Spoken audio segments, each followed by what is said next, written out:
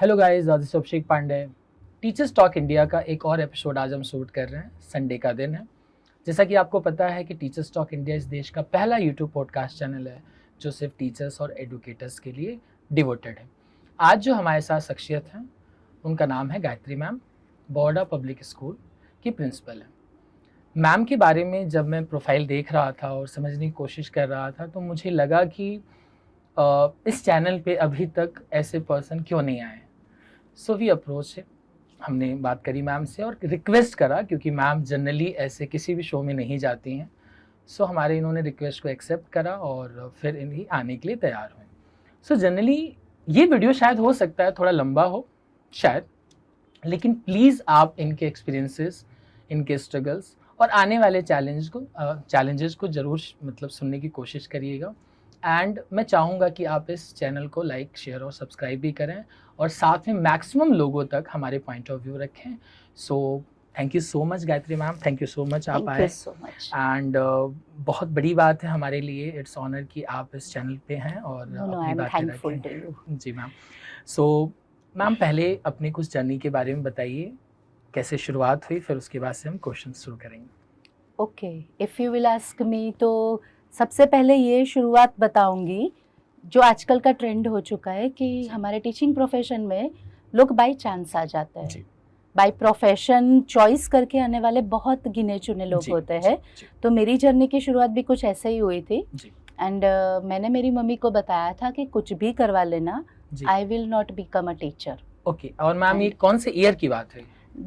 This is after just my post graduation I had completed from MS University and I am qualified as a non formal way में education impart करने के लिए मैं qualified हूँ।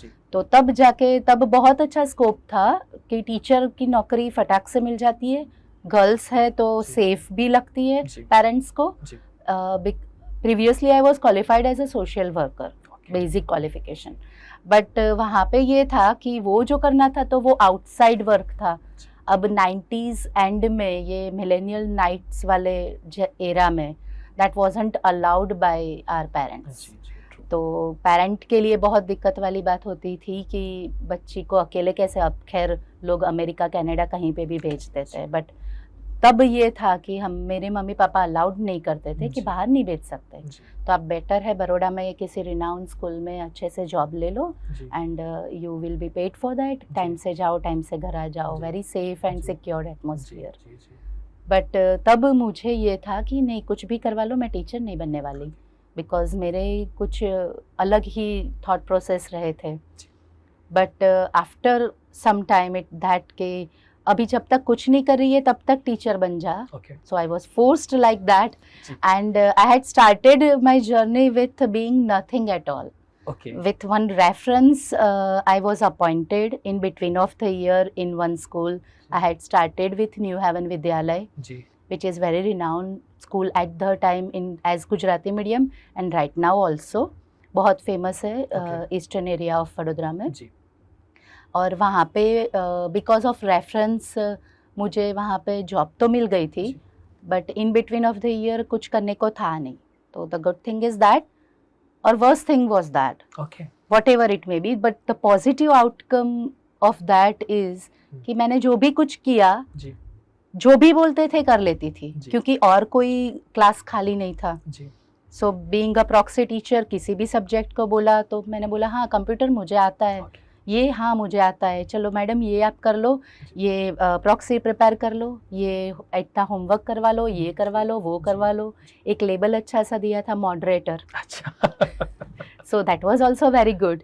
At this point of time I can understand कि वो बहुत सही शुरुआत थी, क्योंकि उस वजह से क्या हुआ, कंप्यूटर में क्या पढ़ाना है वो पता चल गया। मुझे by the way time table बनाने को दिया था तो मैंने अच्छे से बना लिया। तो they focused on my capability and immediately after that they proposed me a very nice thing कि आप ये भी कर सकते हो, because पहले नहीं करना था तो मैं फोकस्ड भी नहीं थी, अब कर रही हूँ, भगवान ने भेजा ही है यहाँ पे तो उसको अच्छे से करो।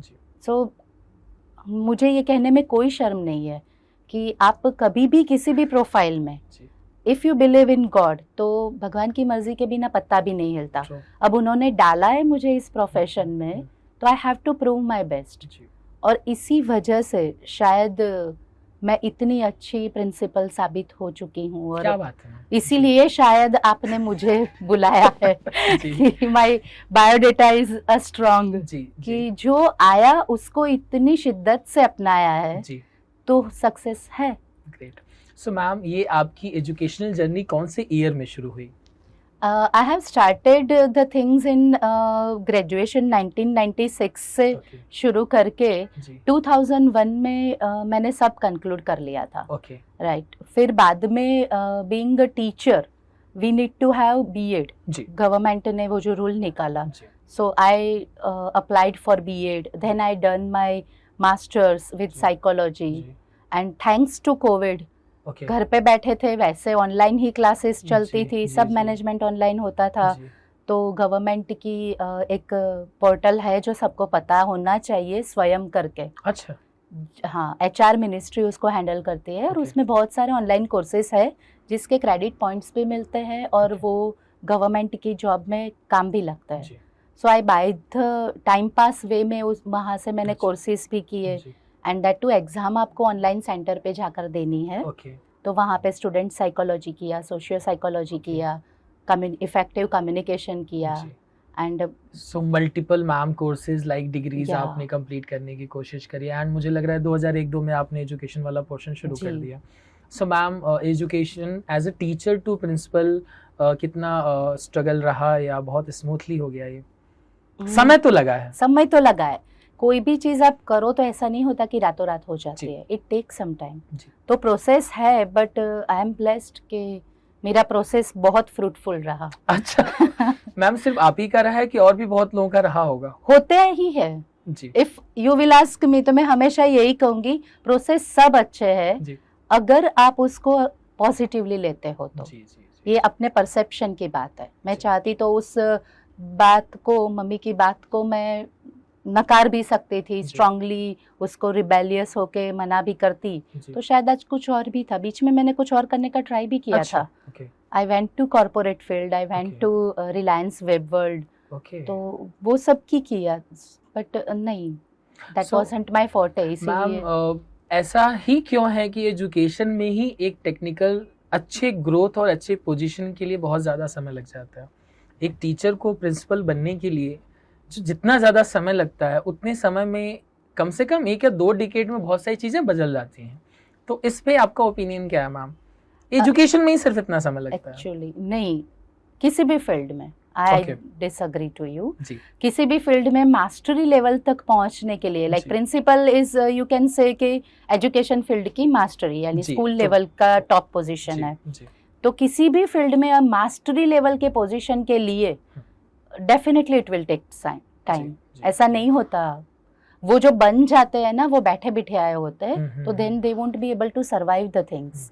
आप रातों रात किसी को प्रिंसिपल बना दो, अगर उनको प्रोसेस नहीं पता है ना, जी, तो वो जो टीचर का पेन होता है ना, वो जी। नहीं जानते। जी, जी, उन्होंने डायरेक्टली स्टूडेंट से अगर कनेक्ट नहीं किया है, see basically the qualification is there कि एमएससी बीएड, एमए बीएड किया है आपने, तो यू आर क्वालिफाइड जी, to apply as a principal. जी। अगर आपने अपॉइंटमेंट कर भी ली विदाउट बीइंग अ टीचर, तो बहुत बुरे प्रिंसिपल बनोगे, जी, जी, क्योंकि जी, आपको जी। टीचर का पेन नहीं पता। So being a teacher I know कि Okay. कैसे हम मैनेज करते हैं, लेसन प्लान कैसे बनाना है। अगर प्रिंसिपल ने बोल दिया है बनाना है, वो चीज़ नहीं होती। आपको पता होना चाहिए कि that should be actually practical, वो क्लासरूम में इम्प्लीमेंट करने के लायक भी होना चाहिए। अदरवाइज थियोरेटिकल लेसन प्लान बहुत रेडीमेड भी मिलते हैं। जी, सो ये जो प्रोसेस है वो है। जी। आपको रोटी बनानी है तो उसका भी प्रोसेस है तो है। सो नहीं मैम, एक्चुअली मेरा क्वेश्चन ऐसा था कि ग्रोथ में as a financial and socially, यही एक प्रोफेशन ऐसा है कि जिसमें finance, finance and social both of, okay, कि अगर एक किसी सोसाइटी में कोई एक पर्सन है जो टीचर है, तो वो उनको 10-15 साल तक लोग एज ए टीचर जानते हैं, अनलेस एंड अनटिल वो कभी कोऑर्डिनेटर ना बने, कभी वाइस प्रिंसिपल ना बने, तो कई सालों तक, लंबे समय तक एक पोजीशन वो होल्ड करते हैं। सो कहीं ना कहीं सोसाइटी भी उनके ग्रोथ को मेजर नहीं कर पाती है। फाइनेंस तो एक है ही, मतलब दो तरह के मैम मेजरमेंट्स हैं, मेरा सवाल इससे related. Okay, partially definitely financial growth is the major thing in today's or any era. अगर आपको अच्छे से पैसा नहीं मिल रहा है तो काम मत करो। मैं खुद भी ये, अच्छा, ये आप मानते हैं? बिल्कुल जी। There is no free lunch, नहीं होना चाहिए, नहीं करना चाहिए, क्योंकि वो जो होता है ना उसके लिए कंसिस्टेंसी नहीं बनती। फिर आप कब तक खुद को फ्री में मोटिवेट कर पाओगे? सो आई डिसअग्री। जहाँ पे भी कोई ऐसा बोलता है ना कि फ्री में है, वहाँ पे मैं उसको रेड अलर्ट बताती हूँ कि ये गलत है। फ्री है, मुफ्त कभी कुछ नहीं होता। वो आपके माँ बाप नहीं है तो फ्री नहीं हो सकता। सो डेफिनेटली एक प्रोसेस में, ये टीचिंग प्रोफाइल में टाइम लगता है। बेसिकली रिस्पेक्टफुली टीचिंग प्रोफाइल के बारे में समाज व्यवस्था में कोई बात ही नहीं करता। टीचिंग में भी एंट्रेंस एग्जाम होनी चाहिए शायद, मैं ऐसा कहूँगी कि अगर वो हो जाएगा ना तो इसको एक रिस्पेक्टेबल प्रोफेशन के तौर पे देखा जाएगा।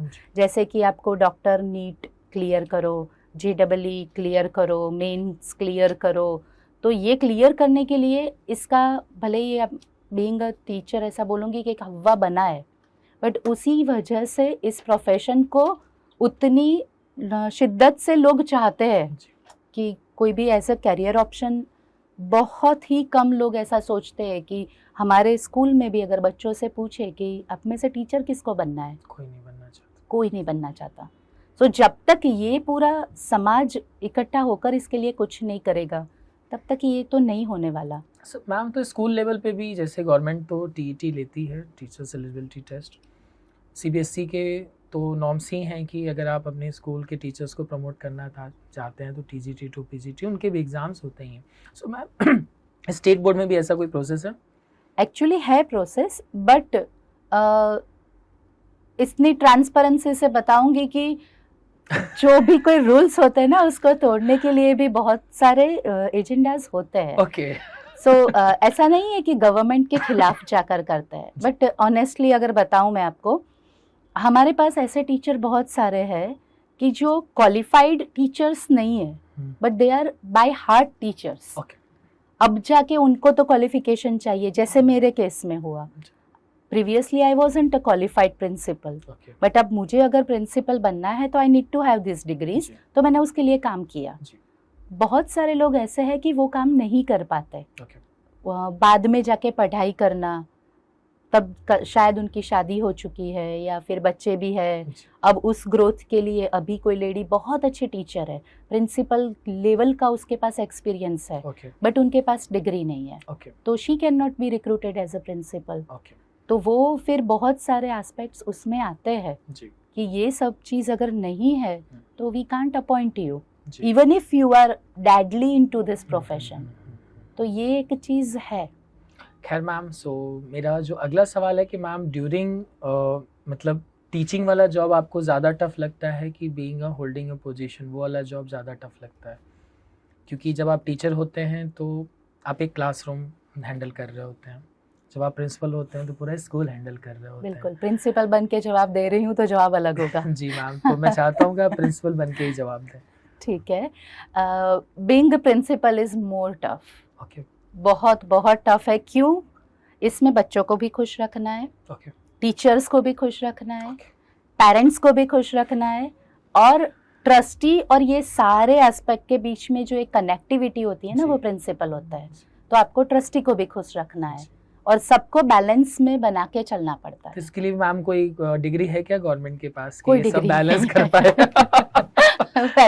आई होप इसके लिए कोर्स डिजाइन होना चाहिए कि सबको बैलेंस करके चल पाए। तो प्रिंसिपल वाला मैम जॉब ज्यादा टफ लगता है। कभी मैम आपने ऐसा हुआ है कभी आपकी पूरी लाइफ में कि बहुत टफ आपको डिसीजन लेना पड़ा हो और उस केस में आपको लगा कि मैं किसी से नहीं पूछूंगी, I am authority person, I could handle it? कभी ऐसा कुछ केस स्टडी, कभी वाक्य, सेंटेंस, ऐसा कुछ? बहुत कुछ होता रहता है स्कूल में। तो कुछ ऐसा कि जो मतलब सबके लिए एक नॉलेज हो, सभी लोग ध्यान रख सकें इस बातों का। ओके, बेसिकली अगर जब आप प्रिंसिपल लेवल पर हो तो केसेस आपके सामने मोर ओवर ऐसे ही आते हैं जब आपके साथ पेरेंट्स कनेक्ट नहीं होते, और वो जो कनेक्टिविटी होती है उसी से स्कूल में LC या एडमिशन का प्रोसेस डायरेक्टली कनेक्ट होता है। सो मैं हमेशा ये ध्यान में रखती हूँ, ऑल ओवर पेरेंट्स कंप्लेन करने आते हैं तो उसको नेगेटिवली कभी मत लो, okay, because in this current situation nobody is free. जी, अगर वो घर से टाइम निकाल कर आ रहे हैं आपके पास तो देयर इज सम पेन। अब वो एग्जैक्ट पेन वो शायद नहीं भी होता जो आपके लिए वहाँ पे आकर वो आपके साथ बात करते हैं, बट मोर ओवर ऐसा होता है कि ये चीज़ कोई ध्यान में नहीं रखता, और पेरेंट्स घर से या कभी भी ऐसा तय करके नहीं आते कि स्कूल में जाके झगड़ा करना है। जी। तो ऐसी सिचुएशंस को आप अगर हैंडल कर लो, हमारे साथ बहुत हुई थी जब एफआरसी नया आया था, फाइनेंशियल, या तो तब बहुत ऐसा होता था। But the thing is that कि कभी लगा कि मैम सॉरी टू इंटरप्ट, कभी लगा कि आउट ऑफ मतलब कंट्रोल हो गया है, इसको नहीं हैंडल कर सकते? हाँ, डेफिनेटली लगा, बहुत बार लगा। बिकॉज उसमें क्या है कि न्यूज़पेपर में कुछ और आता है, अच्छा, सुनने में कुछ और आता है, टीवी पे कुछ और आता है, तो parents, even we as a management also didn't have at that time a proper guideline. जो सर्कुलर्स आएंगे उसके बाद हम भी बता पाएंगे, अभी सिर्फ एफआरसी आया है, अब उसमें क्या है क्या होगा किसी को नहीं पता। तो जब किसी को कुछ पता नहीं होता ना तो उसका हल्ला हमेशा बड़ा होता है। नाउ एवरीथिंग इज सेटल्ड, सब ट्रांसपेरेंसी से चल रहा है, गवर्नमेंट की वेबसाइट पर सब कुछ है, आरटीई कर लो सब पता चल जाएगा, आरटीआई कर लो सब पता चल जाएगा। So now the things are very easy, but at that moment it was very difficult to handle, क्योंकि सडनली आया था और कोई भी चेंज होता है वो पॉजिटिव एस्पेक्ट में भी आता है, बट सडन आता है ना तो एक्सेप्टेबल नहीं होता। सो मैम, ये इसके साथ साथ मैं वो सवाल, आप शायद मुझे लग रहा है कि कभी इस कोई ऐसी दुर्घटना is a negative word, event हम लेंगे कि जिससे लगा कि इसको मैं किसी से नहीं पूछूंगी, आई कैन हैंडल इट। हाँ, मुझे वो थोड़ा सा जानना है। जी, एक बार I will share, I was working as a supervisor at that time. Okay, in same school? No, in Raghukul Vidyalaya. Okay. That was my second job. जी. And वहाँ पे ये हुआ कि डिस्पर्सल के टाइम बच्चे जब छूटते हैं तो पेरेंट्स उसको पिक करने आते हैं, and that was the accidental situation कि जो स्कूल का दरवाजा था उस पर बच्चे लटक रहे थे, और यहाँ से वहाँ घूम रहे थे, लाइक दरवाजा लेकर।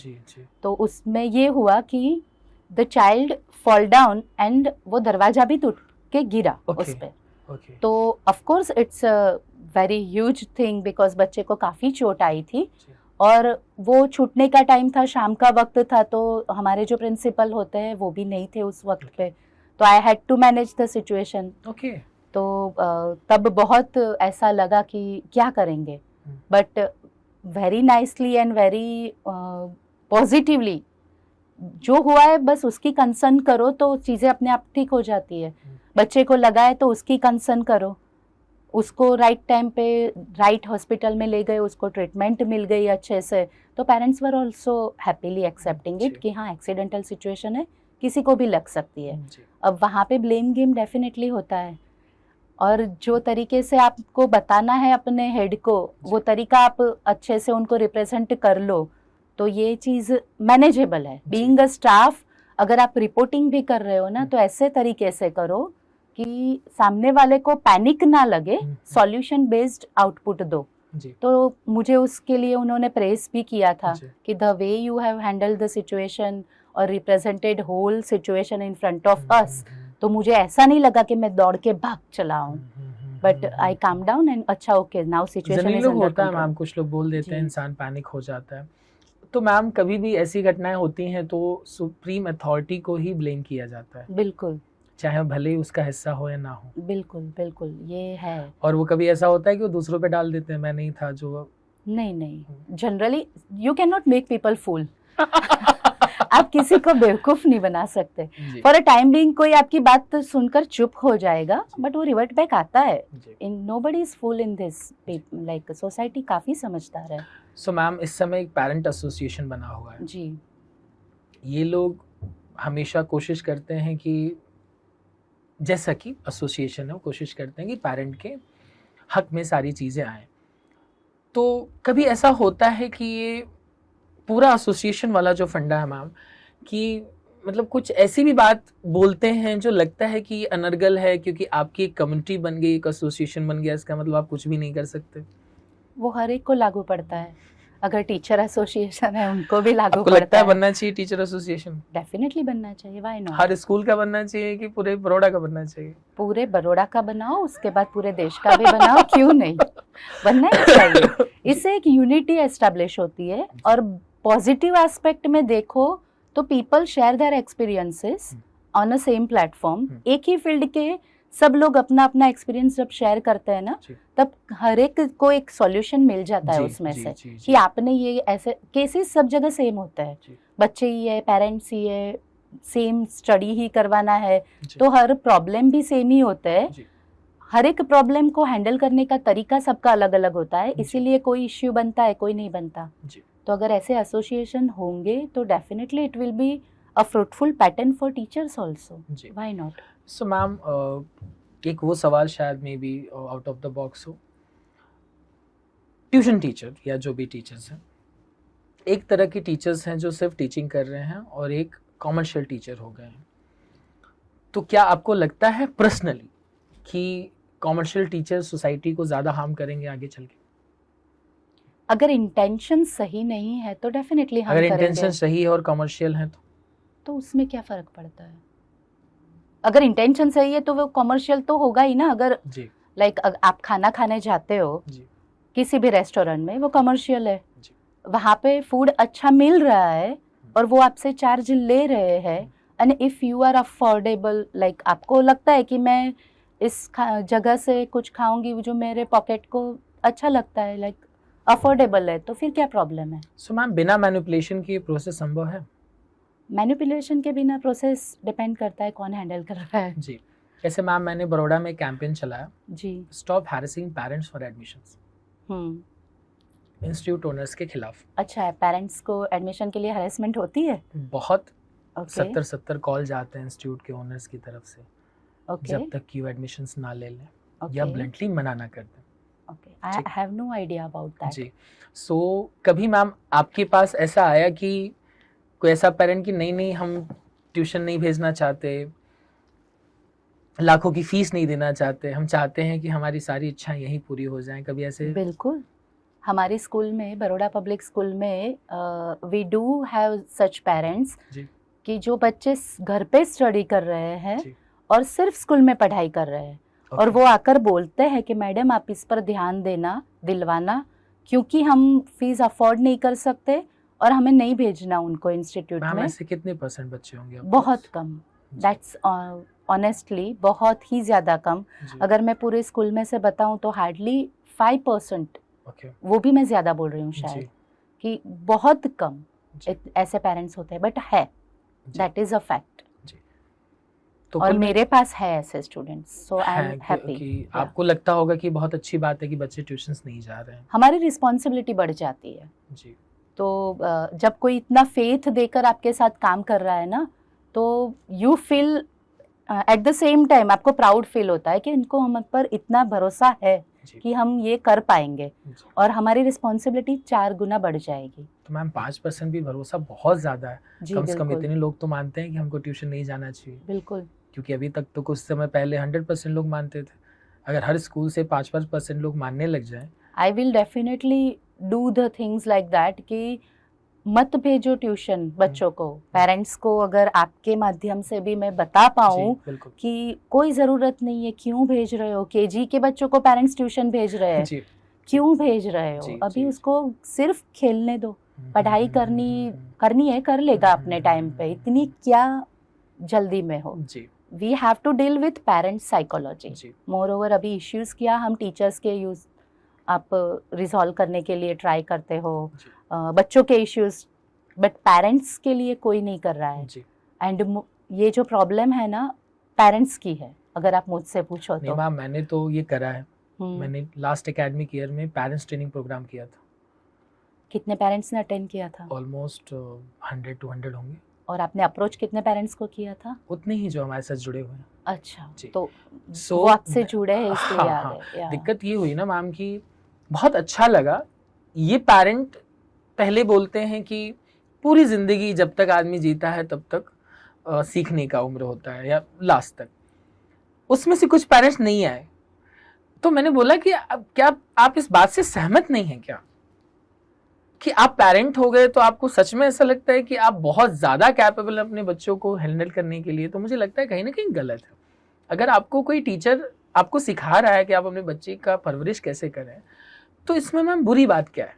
बिल्कुल। सिर्फ खाना खिलाना, कपड़े पहनाना और ना उसकी इच्छाओं का ध्यान रखने के अलावा भी और सारी चीज़ें हैं जो कहीं ना कहीं साइकोलॉजी में आती हैं। बिल्कुल। तो 7 से 10 तक के मैम मुझे लगता है कि आपका इस पे क्या राय है कि पेरेंट्स को भी साल में 2 बार बड़े से हॉल में बंद करके 3 घंटे पूरी प्रॉपर ट्रेनिंग दी जाए? आप इसके बारे में कैसा सोचती हैं? डेफिनेटली करना चाहिए जी, क्योंकि होता क्या है, ऑनेस्टली मैं मेरे स्कूल में जब भी ओरिएंटेशन प्रोग्राम लेती हूँ, मैं खुद ही हैंडल करती हूँ, तो पेरेंट्स जो आते हैं बहुत ज्यादा आते हैं जब बच्चा केजी में होता है। Your concern is more towards the little one. अब वो बच्चे बड़े हो गए, पीटीएम का भी अगर हम रेशियो निकाले, not in my school, in any of the school, वो रेशियो मैक्सिमम या तो केजी में होगा या तो 10th 12th में होगा। सो फोकस सिर्फ यहाँ और यहाँ, तो बीच में क्या चल रहा है, तो वहाँ पे जब फोकस आएगा, because more over student psychology जो दिक्कत में आती है ना, वो 10 से 15 ईयर का जो एज है वहाँ पे आती है। तो पेरेंट्स को रादर मैक्सिमम अटेंशन वहाँ पे देना है। जब वो छोटे हैं ना तो उनको कुछ नहीं पता, तो वो टीचर जो बोलेंगे वैसा करेंगे, पेरेंट जो बोलेंगे वैसा करेंगे। 10th और 12th में बच्चा खुद ही फोकस्ड हो जाता है, जिसको फोकस जहाँ पे करना होता है वो खुद ही कर लेता है। बीच में ही बच्चे को पता नहीं करना क्या है, उसके फ्रेंड्स कुछ अलग बता रहे हैं, पेरेंट्स कुछ अलग बता रहे हैं, ऊपर से ट्यूशन टीचर कुछ अलग बता रही है, स्कूल में से अलग बताया जा रहा है, तो ही गेट कंफ्यूज। और वो ही सबसे टेम्पर्ड एज मानी जाती है साइकोलॉजी के हिसाब से। तो मैम कैरिकुलम में हमको फोर्सली डाल देना चाहिए कि हम ट्रेनिंग प्रोग्राम भी करेंगे? डेफिनेटली अगर मुझसे पूछो तो डेफिनेटली कि इतने करिकुलम में इतने, जैसे कि टीचर के लिए टीएसटी होता है ना, पेरेंट्स के लिए भी बनाओ कुछ पीएसटी जैसा। तो अगर ये नहीं है तो फलाने स्कूल में आपको एडमिशन नहीं मिलेगा। तो ऐसे होना चाहिए। समझ गया मैम। सो मैम अभी जैसे कि टीचर्स टॉक इंडिया का मोटो ही ये है कि टीचर्स का अगर डिरिस्पेक्ट हो रहा है तो इसमें सबसे बड़ी वजह, अगर हम किसी को ब्लेम करेंगे या किसी को दोष देंगे तो किसको दे सकते हैं? जनरलाइज स्टेटमेंट नहीं दे सकते इस पर, क्योंकि ये सिचुएशन टू सिचुएशन डिफर हो जाएगा, पर्सन टू पर्सन वैरिंग करता है एक्चुअली। जी, लेकिन मैम हम मैक्सिमम केसेस में हम यही देखते हैं कि बच्चा डर के रिस्पेक्ट करता है, जेन्युइनली बहुत कम लोग करते हैं। No no no, again person to person different है। अब एक्शन की बात देख लो, आजकल के बच्चे बहुत रूड है, रिस्पेक्ट नहीं करते, ये बोले जाता है। Okay, right, I disagree to that. Okay, they are not rude. आजकल के जो बच्चे हैं ना बहुत आउटस्पोकन है। ओके, और जो दिल में है वो बता देते हैं। ओके, तो अब इस चीज को रूड नहीं बोला जा सकता। उनको ये पता ही नहीं है कि हमें ऐसा बोलना ही नहीं चाहिए। ये तो तब जाएगा ना जब मैं बताऊंगी आप ऐसे कैसे बात कर रहे हो। बट जब उन्होंने बोल दिया कि मैम मेरा एक स्टूडेंट है, उसको हमारा फेयरवेल कंफर्म हुआ, उसके बाद उसकी डेट कुछ हमने कैंसिल की, तो he was very upset with the things. और जब मैं राउंड पे थी उसने मुंह बना के बताया, मूड बगाड़ी काढ़ियो, like that. I will share this link to him also. पूरी बैच को पता है। अच्छा, सो उस पर मेरा रिएक्शन, आई सडनली फाउंड कि ऐसे कैसे बात की उसने। But then I was laughing कि actually mood, he was not in mood, तो वो बता देगा ना। तो क्या गलत किया उसने, उसमें मैं डिसरिस्पेक्टफुल कहाँ से हो गई। ये तो अच्छा है कि उसने बहुत रिस्पेक्टफुली मुझे बता ही दिया कि मेरे दिल में ये चल रहा है।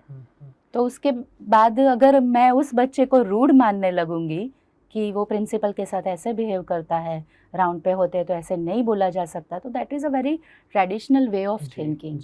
तो वो चेंज करो, जनरेशन बहुत अच्छी है। नहीं, लेकिन मैम जैसे कि हम जैसे बाहर सुनते हैं बच्चे अब्यूजिंग लैंग्वेज यूज करते हैं, टीचर के नाम के बाद सर या मैम नहीं लगाते हैं, और कहीं ना कहीं ये करेक्शन पेरेंट भी नहीं करते। जब बच्चा अपने घर में डिस्कस कर रहा होता है तो मैम और सर का नाम से ही लेके बात कर रहा होता है। तो मैं तो एक आध बार ऐसी जगह मिला भी हूँ जहाँ पे बच्चे ने नाम लिया और पेरेंट ने तुरंत करेक्ट नहीं किया। सो इस पूरे प्रोसेस को ही मैं समझना चाहता हूँ कि कहीं ना कहीं मैम देखिए, बच्चा बैक स्टेज में अगर किसी टीचर का सम्मान कर रहा है और कोई गलती से वो सुन ले, मतलब वो सारे टीचर्स उसको जेन्युइन सम्मान मानते हैं। क्योंकि अभी तक के मेरे पॉइंट ऑफ व्यू में जो भी टीचर्स से मैंने बात करी है, वो यही देखते हैं कि हम बहुत कम ऐसे बच्चे सुनते हैं कि जो पीछे हमारी तारीफ कर रहे हो, अरे नहीं नहीं मैम बहुत अच्छी हैं जेन्युइनली। सो मैम जो ये सोशल कल्चर अभी चल रहा है कि एक बच्चा जब मजाक उड़ा रहा है तो दूसरे भी मजाक उड़ा रहे हैं, स्पेशली ड्यूरिंग द क्लास। आधी क्लास जब शांत नहीं रहती है और मजाक उड़ा रही होती है, तो उस केस में हम किसको ब्लेम करेंगे? सी, अगर जब क्लास में बच्चे मस्ती करते हैं, ये ऐसा होता है कि जब टीचर क्लास को हैंडल करता है ना, तो वो मस्ती को कहाँ पे मोल्ड कर दे, वो उसके हाथ में होता है। ठीक है। तो being an experience teacher I would answer this कि अगर मैं क्लासरूम में हूँ, किसी ने मेरा मजाक उड़ाना चाहा, तो मैं आइदर उसको फ्रंट लेग में लाइक अपोनेंट्स के तौर से हम बॉलिंग बैटिंग शुरू कर देंगे, तो वो आमना सामना हो गया। But rather you just manipulate the thing in a way कि आप उस सिचुएशन को कैसे हैंडल करते हो ना क्लासरूम को, तो वो बच्चे के पूरे क्लास में से एक्चुअली टीचर को डिसरिस्पेक्ट करने वाला हार्डली एक आध दो बच्चे होंगे। बाकी पूरा क्लास रिस्पेक्ट करता है, दिल से नहीं करता तो शो ऑफ के मारे भी करता है कि ऐसा नहीं बोल सकते, ऐसा नहीं। तो वो या एक या दो बच्चों की वजह से पूरे क्लास के सामने खुद का ऐसा रूप बाहर नहीं निकलना चाहिए जो एक टीचर को अच्छा साबित ना करे। मैम ये बात सभी टीचर्स सुन के एज ए प्रैक्टिस तो कर ही सकते हैं, इसीलिए मैं आपसे सवाल देखिए मैम, हम जो भी मैं पूछ रहा हूँ किसी एक टीचर को हिट कर सकता है कि अगर मैं ये तरीका अपनाऊंगा या अपनाऊंगी तो शायद मेरी क्लासरूम सिचुएशन में अगर आप देखें कि आपको बच्चा रूडली बिहेव कर रहा है, आंसर नहीं कर रहा। सी, जनरेशन में हमेशा ये होता है अप टू 12th स्टैंडर्ड, यही होता है कि स्टूडेंट्स आर अटेंशन सीकर। जिसको आप पॉजिटिवली अटेंशन नहीं दे रहे हो ना, वो कुछ ऐसा करके आपका अटेंशन मांग रहा है। ही वांट टू बिकम और she want to become hero of the class. वो आपको उसकी साइकोलॉजी समझनी है कि ये ऐसा कर क्यों रहा है बार बार। क्या वो ऐसा बच्चा है कि जिसके मार्क्स कम आ रहे हैं, आप उसको स्क्रॉल कर रहे हो इन front of all and he is feeling disrespectful, तो वो आप पर वही चीज़ रिवर्स में आ रही है। तो टीचर को वो केस के लिए सेपरेटली मैं ऐसा बोलूँगी कि उसकी साइकोलॉजी को समझो, उसका एक्चुअल प्रॉब्लम क्या होता है। कई बार ऐसा होता है, मेरे पास ऐसे स्टूडेंट थे कि वो डिसरिस्पेक्ट करना नहीं चाहते थे, बट उनको पता ही नहीं था कि ये अगर मैं बोलूँगा तो डिसरिस्पेक्टफुल एटमॉस्फेयर क्रिएट हो जाएगा, और वो बोल के वो तो हट गया। अब उसको टारगेट करके बाकी लोगों ने ऐसा एटमॉस्फेयर क्रिएट कर दिया कि पॉइंट ऑफ द एक्शन वो माना गया, बट मजा सबने लिया। तो अब उस केस में उससे ज्यादा गुनहगार तो वो सारे बच्चे हैं। तो वो सारे बच्चों को कंट्रोल करना है या इसको कंट्रोल करना है? तो बीइंग अ टीचर आपको ये बहुत टेकफुल्ली डील करना पड़ता है कि ऐसी सिचुएशन को हैंडल कैसे करोगे। मुझे लगता है मैम दोषी वो है जो आके इन्फॉर्म कर रहा है किसने ये बोला। एक्चुअली कहा भी जा सकता है। सो मैम अभी आजकल हम अगले सवाल की तरफ बढ़ते हैं, क्योंकि हमने काफ़ी सारी चीज़ें कवर करी। बहुत सारी teachers mid of the session school छोड़ रहे हैं, हर जगह स्टाफ के इश्यूज चल रहे हैं जिसकी वजह से बच्चों की पढ़ाइयों का नुकसान हो रहा है। So ma'am teachers mid of session में ना छोड़ें, कुछ ऐसा आप उनको तरीका दीजिए, कुछ ऐसे सजेशन दीजिए या कुछ अपनी चीज़ें शेयर करिए जिससे कि हम ये मिड टर्म में या बीच में छोड़ के या बहुत ज़्यादा ये मतलब दूसरी जगह जाना फिर दूसरी जगह जाना वो सब थोड़ा कम हो और एक जगह, क्योंकि बच्चा मैम छोटे बच्चे की स्पेशली 5th तक की टीचर्स को तो जनरली अवॉइड करना चाहिए कि वो बहुत ज़्यादा स्कूल चेंजेस ना करें। जी, उनका खुद के बच्चे हैं तो उनको पता ही है कि the adjustment with the child is very difficult. आप उसको एक बार एक सिनेरियो में डाल दो, उसको आपने बता दिया A फॉर एप्पल, अब उसको A फॉर एरोप्लेन सिखाना इट्स दैट डैम डिफ़िकल्ट। तो ये चीज़ डेफिनेटली टीचर्स को बताना चाहिए कि अगर आप कोई भी स्विच करने का प्लान करते हो, ईयर एंड तक रुक जाओ। एक एकेडमिक ईयर का, या आप एक एकेडमिक ईयर तो डेफिनेटली कवर करो ही करो। मैं ये सजेस्ट करती हूँ कि अगर आप नई जॉब कर रहे हो ना, तो कहीं पे भी डिससेटिस्फेक्शन इतना जल्दी हो ही नहीं सकता। ओके। किसी भी जगह पे आप नए गए, वहाँ पे रूल्स रेगुलेशन क्या है, वहाँ के स्टाफ मेंबर कौन है, एकेडमिक पैटर्न अलग होगा, एडमिन अलग होगा, सब कुछ अलग होगा। चाहे वही सेलिब्रेशन है, चाहे वही सिलेबस है, बट वे ऑफ इम्प्लीमेंटिंग हर जगह पे अलग होता है। जी। तो आप पहले साल तो डिससेटिस्फाई हो ही कैसे सकते हो? ओके। मेरा तो ये मानना है, हम हमारे स्कूल में सबको मैं ये बोलती हूँ कि आप पहले साल जितनी भी गलती कर लोगे, I am there with you. दूसरे साल से मैं आपको डांटना शुरू करूंगी। जब भी मैं इंटरव्यू भी लेती हूँ तब मैं ये बोल देती हूँ कि 2 एकेडमिक ईयर आपको यहाँ पे काम करना है, क्योंकि पहले साल तो मैं आपको ट्रेन कर रही हूँ, मैं आपको वैसे ही लूंगी, और सेकेंड एकेडमिक ईयर में ही मुझे आपका आउटकम दिखेगा। तो थर्ड एकेडमिक ईयर में आपको इंक्रीमेंट या अप्रेजल जो आप सोचते हो वो मिलेगा। अगर आप कंसिस्टेंसी एक जगह पे बनाकर नहीं रखते हो तो आपको वो ग्रोथ कैसे मिलेगा? हर एक आपने जो बोला था मॉनेटरी, उस पर अगर वापस आऊं तो मॉनेटरी फायदा भी आपको तभी होगा क्योंकि आपको इंस्टीट्यूट के जो ओनर्स है या जो भी कोई है, जो डिसीजन मेकर अथॉरिटी है, उनको आपका आउटकम दिखेगा कब? जब आप वहां पे 2-3 साल काम करोगे, तभी कुछ बदलाव ला पाओगे, तभी कुछ अपना थॉट प्रोसेस इम्प्लीमेंट कर पाओगे।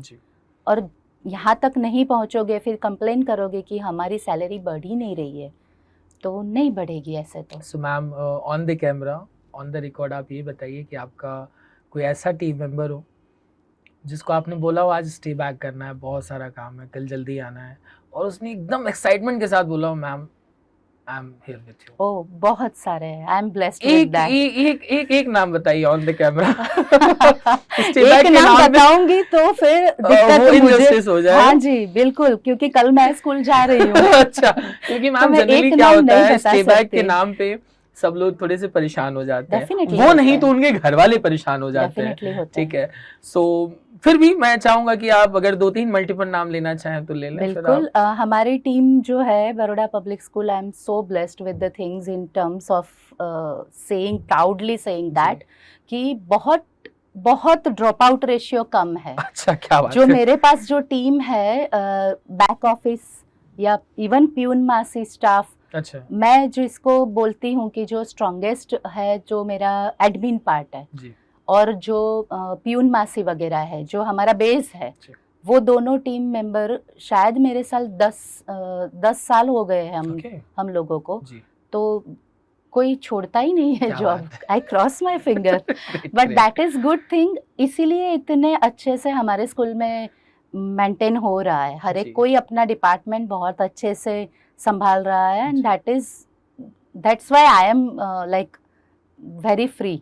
जी मैम, वो 2-3 नाम, मतलब 2-3 नाम डेफिनेटली आई वुड से कि अगर मैं शुरू करूंगी कि अगर हमारे सुशीला मासी की चाय मुझे नहीं मिलती तो मुझे नहीं अच्छा लगता। कन्नू भाई, मनोज भाई, वो जब आते हैं तब अच्छे से जय श्री कृष्ण मैडम नहीं बोलते तो नहीं अच्छा लगता। विजय भाई जो बहुत अच्छे से काम कर रहे हैं, टाइम पे अगर बेल नहीं बजाएंगे तो बहुत दिक्कत हो जाएगी। ठीक है, तो वो सारे लोग मेरे साथ 10 साल से है, तो बहुत अच्छा है। हमारे एडमिन डिपार्टमेंट में पूरी जो सब्जेक्ट सेक्शन कोऑर्डिनेटर की जो टीम है, निकुंज सर, व्योमेश सर, विवेक सर, अमित सर, उमंग सर, ये सारे लोग, मुझे सिर्फ बताना है उनको कि सर ये काम है और हमें कैसे भी कंक्लूड करना है, दे ऑल आर रेडी। हमारी जो हायरकी की टीम है, इवन आई वुड से कि Dheeraj sir, Prateek sir, Sandeep sir, Urvashi ma'am, Raj ma'am, ये लोग अपने अपने उसमें जॉनर में मास्टर हो गए हैं। क्या बात। So I just have to tell them कि हमें ये काम कंक्लूड करना है, बताओ कैसे करें। तो इवन आफ्टर होता ही है स्टे बैक्स, जब कॉन्सर्ट आती है तब स्टे बैक होता है, ओपन डे आते हैं तो तब स्टे बैक होता है, गवर्नमेंट के ऑन द स्पॉट सबमिशंस आते हैं तो स्टे बैक होता है। और सब ये लोग एक्साइटमेंट के साथ मैम भी करते आराम से। थोड़ी बहुत कंप्लेन एक दूसरे से हमेशा रहती है, परिवार है तो होता है ये। सो मैम, अभी तक हमने जितने भी क्वेश्चंस पूछे हैं वो कहीं ना कहीं सोसाइटी के हर एक वर्ग के लिए हमने कवर किया है इसमें। सो मैम, अभी एक आखिरी के 3-4 सवाल में से सबसे इम्पोर्टेंट कि आप जो बीपीएस स्कूल है उसके बारे में थोड़ा सा, और कुछ एक इवेंट है आपका जो आप मुझसे शेयर कर रहे थे, थोड़ा उसके बारे में बताइए, then will go the last questions. Okay, see Baroda public school, Mehta group of schools हमारा बहुत फेमस है and managing trustee mister Shailesh Mehta and Meena Mehta. Meena Mehta daily she is coming in BPS and that is best thing what मेरे लिए सबसे बड़ा फ़ायदा वही है कि मैं उनके ट्रेनिंग में डायरेक्टली सबसे ज़्यादा टाइम उन्होंने मुझे दिया है. सो डेफिनेटली वो बहुत मैटर करता है कि ट्रस्टी आपको डायरेक्टली टाइम दे रहे हैं एंड जहाँ पे भी ज़रूरत होती है खैर वे जाते ही है, बट उनका खुद का पर्सनल बहुत बिजी शेड्यूल होता है. तो वो बहुत अच्छे से हमें सिखाते हैं और इनसे ही सीखकर जो हम आगे बढ़े हैं. मेरा न्यू हेवन में ज्वाइनिंग करने का जो आइडिया था वो भी मीना मैम के रेफरेंस से ही वहाँ पे. So my first job belongs to her. So we can say she is your godfather. Definitely. I'll give all guru. She is my guru. जी. और ये मेहता ग्रुप ऑफ स्कूल जो है वो पूर्व विस्तार में ऐसा बोला जाता है कि सबसे अच्छे काम कर रहे हैं हम. अच्छा. बिकॉज अफोर्डेबल फी स्ट्रक्चर में जो शैलेश सर का विज़न है कि हमारे एरिया में ऐसा था कि बाहर अगर आपको पढ़ाना हो तो बहुत अच्छी सारी स्कूलों के नाम मैं नहीं ले सकती, बहुत वहाँ की फ़ी स्ट्रक्चर बहुत हाई है. तो इंग्लिश मीडियम जब उन्होंने शुरू किया, BPS is only English medium school, उसमें गुजराती मीडियम है ही नहीं. अच्छा. तो जब इंग्लिश मीडियम उन्होंने शुरू किया तो उनका विज़न ही ये था कि हमारे एरिया के बच्चों को अफोर्डेबल फ़ी स्ट्रक्चर में बेस्ट एकेडमिक दो. तो वो एक पैटर्न से शुरू किया था जो अब जाकर ऐसा है कि CBSE भी उन्होंने शुरू किया है. बड़ौदा पब्लिक स्कूल CBSE में भी लॉन्च हुआ. Even we got NIOS permission this year. क्या बात है. तो ओपन स्कूलिंग जो बहुत ऐसे सोचा जाए तो ब्लेसिंग है बच्चों के लिए जो पार्ट टाइम में पढ़ना चाहते हैं, स्पोर्ट्स में है या किसी और फील्ड में अपना नाम करके वो पढ़ाई भी कंटिन्यू करना चाहते हैं. तो उसकी परमिशन भी बड़ौदा पब्लिक स्कूल के पास है. तो एक विजनरी ट्रस्टी है. सो इसी वजह से बड़ौदा पब्लिक स्कूल में हम जो कुछ भी करते हैं या करवा पाते हैं वो बहुत अच्छे से इम्प्लीमेंटेशन स्टेज पर आता है. कई बार ऐसा होता है कि सजेशन बहुत अच्छा है बट अगर आपको सपोर्ट ना मिले तो you won't be able to do that. तो ये मेरे लिए बहुत अच्छा है कि मेरा बैकअप बहुत स्ट्रांग है. और इवेंट जो हमारा आ रहा है, एनुअल कॉन्सर्ट आ रहा है 21 को and the students are very excited about it. पूरे साल भर वो इसी के लिए तैयारी करते हैं. उनको इनके लिए ये मेला है. तो एकेडमिक्स के अलावा जो भी कोर इंटरेस्ट उनका होता है ना, वो मेरे हिसाब से अगर मैं बताऊं तो पेरेंट्स भेजते हैं पढ़ाई के लिए बट बच्चे आते हैं स्पोर्ट्स के लिए, ड्राइंग के लिए, डांस के लिए या कोई एक्टिविटी के लिए, कोई सेलिब्रेशन के लिए. उनका मोटिव वही होता है. तो एनुअल कॉन्सर्ट हमारा जो आ रहा है उस दिन हम स्कूल को OTT प्लेटफॉर्म पे ले जा रहे हैं. क्या बात है ma'am. This is on air अगर होगा तो ये ऑफिशियल अनाउंसमेंट अभी मैंने कहीं पे नहीं किया. Even not in my school. अच्छा. Via your media only this will be announced. Ma'am हम इसको कल शाम तक ट्राई करेंगे रिलीज करने का. Let's see. एंड अगर वो हो गया है तो जैसे कि बच्चे टीवी पे सारी चैनल्स के हेडिंग देखते हैं ना, तो वो बच्चे उस दिन के बाद बड़ौदा पब्लिक स्कूल का भी वहाँ पे लोगो आएगा. अगर आपके पास स्मार्ट टीवी है तो. Otherwise you can have in mobile also. So ad free content जो आपकी चैनल का भी है तो उसी चीज़ को ध्यान में रख के ट्रस्टी ने ये अप्रूव किया है. क्योंकि बच्चा देख रहा है मोबाइल, हम अब रोक नहीं सकते. After pandemic this is the situation. तो OTT प्लेटफॉर्म क्रिएट करने का मुद्दा ही यही है कि बच्चे को वहाँ पे ऐड नहीं मिलेगी. बाय प्रोडक्ट में वो जो सीख रहा है जो हम नहीं चाहते कि वो देखे, क्योंकि उस पर हमारा कोई कंट्रोल नहीं है. तो ये प्लेटफॉर्म पे जाएगा स्कूल, सारे इवेंट्स हम उस पर दिखाएंगे. हमारे स्कूल का जो कॉन्सर्ट होने जा रहा है वो भी हम उस पर शेयर करने वाले हैं. बहुत बढ़िया. तो maximum parents will gain that opportunity कि उनका बच्चा स्कूल में करता क्या है. हम हर एक इवेंट में पेरेंट्स को इनवाइट नहीं कर सकते. तो वहाँ पे हम दिखाएंगे. और ये आपका जो लिंक मेरे पास आएगा उसको भी मैं परमानेंटली वहाँ पे लगवा दूंगी. क्या बात है मैम. तो हर बच्चे को ये पता चल जाएगा, पेरेंट्स भी शायद मुझे सुन ले. तो नहीं मैम, डेफिनेटली. और ये बहुत अच्छे से हम इसको बना रहे हैं, बहुत शिद्दत से बना रहे हैं with the good intent. So ma'am आखिरी के 3 सवाल में सबसे पहला सवाल कि मैम बच्चों के लिए आप क्या बोलना चाहेंगी, जो भी आपको देख रहे हैं, जो पढ़ के जा चुके हैं, जो पढ़ रहे हैं, जो आने वाले समय में पढ़ेंगे, उनके लिए क्या मैसेज देना चाहेंगे आप? मैसेज ये है कि जस्ट स्टे कनेक्टेड. जो छोड़ के गए हैं उन बच्चों को हम बहुत याद करते हैं। मैंने बोला ना, अभी भी मैंने जिस बच्चे के बारे में बात की, he is already my student alumni. उससे पहले वाले बच्चे भी जो मस्ती करते थे, हम उनको तब मैंने बहुत डांटा था, मुझे भी पता है। बट अब मुझे भी पता है कि उसके कैबिन में बाहर निकलने के बाद we were laughing like anything कि अब बच्चे ऐसा नहीं करेंगे तो कौन करेगा। तो स्टे कनेक्टेड। आप सीनियर हो, आप जूनियर के साथ बात करोगे तो आपके जो भी प्रॉब्लम्स थे उसमें से ये बच्चे सीख पाएंगे। तो stay connected with school, because school में से निकलने बाद ही पता चलेगा कि यू आर मिसिंग स्कूल। तो वो एक मैसेज होगा। सो मैम, पेरेंट्स के लिए कोई मैसेज? मैम, पेरेंट्स के लिए ये मैसेज दूंगी कि बच्चों को बर्डन देना बंद कर दो।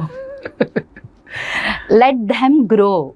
आजकल की जनरेशन को पता नहीं लोग इतना क्यों क्रिटिसाइज करते हैं। रादर आई वुड से कि सबसे इजी जनरेशन है, जो दिल में है वही फेस पर है। तो वो फिल्टर नहीं रखते तो that is a good thing ना। बाकी सारे के सारे फिल्टर रख रहे हैं, कोई फोटो भी फिल्टर के बिना नहीं रख रहा है सोशल मीडिया पे। तो बच्चे विदाउट फिल्टर बात कर रहे हैं तो उसको पॉजिटिवली लो। वो क्यों बोल रहा है वो समझो। तो वो तुरंत रिएक्ट ना करें। हाँ, तुरंत रिएक्ट मत करो, उनकी सिचुएशन को समझो। वे बोल रहा है मुझे नई पढ़ाई करनी, तो क्यों नहीं करनी? वो ऐसा, उसको पढ़ाई क्या होती है वो समझ में आ जाए ना, बाद में वो करेगा पढ़ाई। बट अभी तक तो उसको पता ही नहीं। वो बच्चे की कंप्लेन आती है कि होमवर्क नहीं करते। तो नहीं करता होमवर्क, आप ढूंढो रीज़न। उस हर एक बच्चा कुछ अलग होता ही है। Don't compare your child with anyone. और उसका जो फोटो है ना, उसमें उसको आगे लाओ, वो पढ़ाई अपने आप हो जाएगी। सो डन मैम, मुझे लग रहा है कि ये पॉडकास्ट काफ़ी दूसरी टीचर्स एंड प्रिंसिपल्स के लिए होपफुली प्रोडक्टिव होगा। सो मैम, लास्ट सवाल के साथ हम इस पॉडकास्ट को एंड करेंगे। एंड मैं चाहूँगा कि कभी मौका मिले तो हम पार्ट 2 भी करेंगे इसका, कि बहुत सारा डिस्कशन रह गया है। जी बिल्कुल। सो मैम, टीचर्स के लिए, मैम और प्रिंसिपल्स, इन दोनों को इंक्लूड करूँगा इस सवाल में, कि इन लोगों के लिए क्या मैसेज देना चाहेंगे आप? मैं हर एक बार बताती हूँ, सबको बताती हूँ। कुछ नया नहीं पूछा आपने जी। और कुछ नया मैं बताने भी नहीं वाली। B upgraded version of yourself. आप जो पहले पढ़ाते थे, हमारे ज़माने के टीचर वो, तो आपके ज़माने के स्टूडेंट भी वो थे। अब आप नए ज़माने में हो तो B upgraded version of your own self. मैं आज से 5 साल पहले के बच्चे को जिस वे में पढ़ाती थी वो आज नहीं पढ़ा पाऊँगी। आज से 10 साल से, मैं इस फील्ड में 20 साल से काम कर रही हूँ, तो 20 साल पहले वाले बच्चों की, पेरेंट्स की, इवन मेरी खुद की मेंटालिटी कुछ अलग। अब बहुत कुछ सराउंडेड हो गया, बहुत सारे एक्सपीरियंस हमने भी लिए, तो आजकल के बच्चों की मेंटालिटी कुछ अलग है। तो अगर आप खुद को अपग्रेड नहीं करोगे तो फिर आप उन तक कनेक्ट ही नहीं हो पाओगे। तो कनेक्शन बनाए रखने के लिए आपको ये जानना पड़ेगा कि बच्चा है कहाँ पे। तभी आप उसको, like you have to start from the child level. ये होता है, टीचर हर एक बच्चे के लेवल से उसको शुरू करना है। तो आपको ये पता होना चाहिए कि आपके बच्चे का लेवल क्या है। अब आजकल के बच्चे बहुत कुछ घर से सीख के ही आते हैं। अभी यहाँ पे उसको क्यूरियोसिटी अप्रोच नहीं मिलेगा, तो यू फाइंड देम कि आप टीचर्स की कंप्लेन क्या होती है, हमारे बच्चे आजकल के बड़े हाइपर होता है, बट ऐसा नहीं होता। आई रिक्वेस्ट अगेन पेरेंट्स कि उनको नर्सरी में ही अल्फ़ाबेट सीखने दो। एक दौड़ में लगा के रखा है, नर्सरी में जब बच्चा आता है तब तो बता देता है कि हमारा बच्चा ने बद्दू आवड़े छे, बट नो, तो देन हम क्या सिखाएंगे फिर उनको स्कूल में? तो आके बोलते भी हैं वो। हाँ जी, आराम से आके बोलते हैं कि इन्हें बद्दू आवड़े छे तो मैं एडमिशन आपी दो, बट नो रिक्वायरमेंट, बद्दू आवड़े छे तो why to enrol in my school. अब वो ABCD सीख के आया है, अब उसको ABCD दोबारा सिखाओगे, वो क्या करेगा बैठे बैठे? वो बाजू वाले लड़के की चोटी खींचेगा डेफिनेटली। और आपको ये चीज़ being a teacher, being a principal समझनी है कि वे अपग्रेड हो चुके हैं। Technological advancement, because of their surrounding area, वो बहुत अपग्रेडेड वर्जन है। अब आप ऐसा सोचते हो कि नेटफ्लिक्स के बारे में बात मत करो, इंस्टा के बारे में बात मत करो। आई वुड से बात करो और उनको समझाओ कि इसमें जाके क्या देखना है। कोई भी सोशल मीडिया ऐसा नहीं है कि सब गलत है, सब खराब है, बट वहाँ पे जाके क्या देखना है वो बात करो। वो फिल्टर होना चाहिए। तो आप देखोगे तो आपको पता चलेगा कि फिल्टर क्या होना है। सो अपग्रेड हो जाओ। सो उम्मीद है कि ये पॉडकास्ट आपको बहुत अच्छा लगा होगा and thank you Gayatri ma'am thank you कि सो आप आए। मच। एंड मैम को अगर इस पूरे अगर मैं देखूँ तो जो थंबनेल बनेगा वो यही बनेगा कि इस जनरेशन को, जो अभी ये जनरेशन चल रही है, उसको सिर्फ और सिर्फ क्रिटिसाइज़ ना करिए, अप्रिशिएट भी करिए, शायद वो कुछ बेहतर विकल्प बन सकते हैं सोसाइटी के लिए। Thank you so much.